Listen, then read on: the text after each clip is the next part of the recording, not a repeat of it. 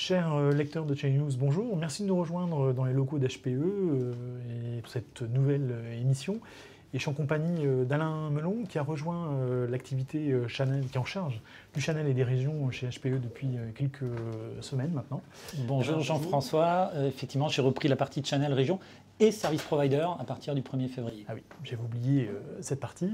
Alors, on était dans les mêmes locaux et les mêmes lieux avec Emmanuel Royer et Pascal Rivière il y a plus d'un mois pour parler du Tour de France partenaire HPE. Alors, un petit bilan rapidement pour nos lecteurs qui y étaient ou qui n'y étaient pas forcément. Alors, un petit bilan. Déjà, c'est un franc succès en termes de participation. On a eu plus de 1000 partenaires qui sont venus sur les 7 étapes que l'on a réalisées. Ça fait plus de 20% de croissance en termes de participation par rapport à l'année dernière, ce qui est bien. C'est-à-dire que HPE intéresse les partenaires. Les partenaires sont venus voir ce que HPE voulait raconter, ça c'est bien. Après, le contenu de ces événements était un format un peu différent. Et dans les locaux de nos clients, on a fait ça au Parc OL à Lyon par exemple, donc c'est une originalité, avec un contenu autour des produits, de la stratégie HPE et des moyens qu'on met à disposition de nos partenaires pour réaliser le business ensemble.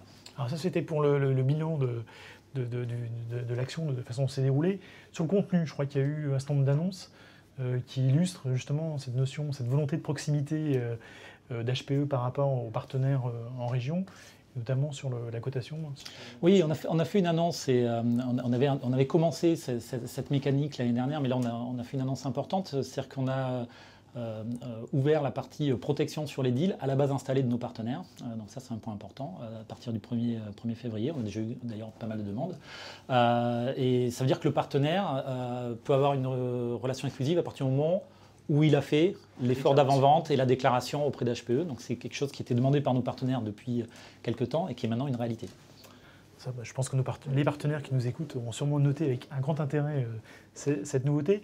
Après, pour revenir sur des choses un peu plus, sur le fond, les fondamentaux, comme on dit au rugby, de vos clients, les partenaires, qu'est-ce que les partenaires disent au niveau de la fameuse transformation numérique dont on nous rabat parfois peut-être les oreilles? C'est un mythe, il se passe des choses, les technologies, quelles sont les technologies finalement qui intéressent les clients finaux? Ouais, c'est pas un mythe, et si on a voulu faire cet événement sur des sites clients, c'est aussi parce que les clients ont témoigné, ont expliqué leur transformation digitale. Aujourd'hui, tout se pose la question de trouver le bon mix entre du on-premise, du cloud privé, du cloud public, de quels sont les moyens nécessaires pour migrer leur workload applicative d'un état à un autre. Et donc, ils viennent voir leur partenaire de confiance, qui est en général le partenaire de proximité, dont on parlait juste avant, pour dire comment je m'y prends. Et avec HPE, comment je m'y prends. Très bien. Alors ça, c'est l'aspect la transformation numérique. Tout ça se fait évidemment avec de la techno. Sinon, on ne serait pas forcément là d'ailleurs pour en parler. Et justement, en matière de techno, pas mal d'annonces quand même ces derniers temps chez HPE avec des acquisitions. Est-ce qu'on peut peut-être revenir sur ces choses importantes? Oui, alors les acquisitions importantes. Bon, il y a eu NGI qui est maintenant un petit peu, on va dire, dans le passé. Mais la stratégie qu'on a eue au niveau HPE a été de dire on désinvestit un certain nombre d'activités qu'on ne fera plus. C'est un choix stratégique autour d'infogérance, autour de certains maillons du software, pour réinvestir sur d'autres activités qui soutiennent le fait de rendre l'hybrid IT simple pour nos clients, ou la mobilité et l'Internet des objets. Et donc dans ce cadre-là, on a racheté SimpliVity sur l'hyperconvergence. Donc ça nous place dans le bon cadran de tous les analystes pour les solutions et la complétude des solutions. On a... Oui, je crois qu'il y a aussi un produit pour les services providers. Oui, toujours sur l'hybrid IT. Facturer plus facilement peut-être. Ouais. Toujours sur l'hybrid IT, on a essayé de reprendre avec Cloud Cruiser, un outil qu'on utilise dans nos solutions Flex Capacity qui permet de mesurer l'usage d'un cloud de façon très précise et qui permet de le refacturer aux clients internes ou externes des personnes qui utilisent ce produit logiciel pour le cloud privé et public. Et puis pour la sécurité et mobilité, je crois aussi qu'il y a une annonce. Et alors c'est le troisième volet effectivement qui a été annoncé récemment. Toutes les semaines quasiment, il y avait une annonce récemment. On a racheté Niara. Niara, c'est un outil d'analytique, d'analyse de log, qui est complémentaire à ClearPass, l'outil qu'on a à côté Aruba. Donc l'analyse de log qui permet de regarder les comportements de connexion au sein d'un environnement réseau. ClearPass protège le périmètre, Niara protège ce qui se passe à l'intérieur et permet d'analyser ce qui passe à l'intérieur du périmètre.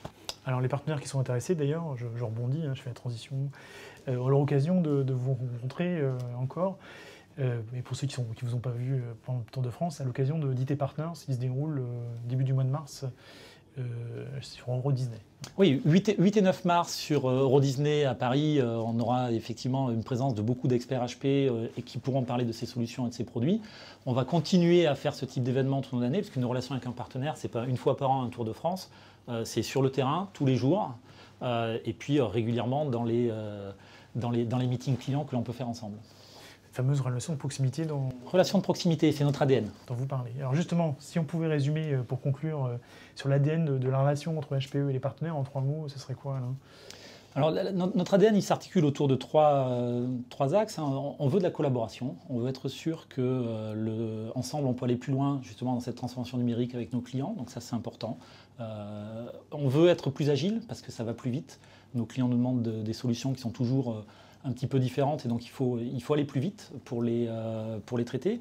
Et puis on veut de la confiance parce que ce tiers de confiance, cette relation de confiance que nos partenaires ont créée avec leurs clients et avec nos clients, on veut pouvoir le travailler à 3. Donc on a créé Deal Protection exactement pour ce type de raison-là. Donc c'est ces 3 valeurs-là. Eh bien, très bien, je crois que c'est enregistré et noté pour nos lecteurs et puis on leur donne rendez-vous sur le stand HPE les 8 et 9 mars à Euro Disney sur IT Partners. Merci Jean-François. Merci Alain, à bientôt. À bientôt.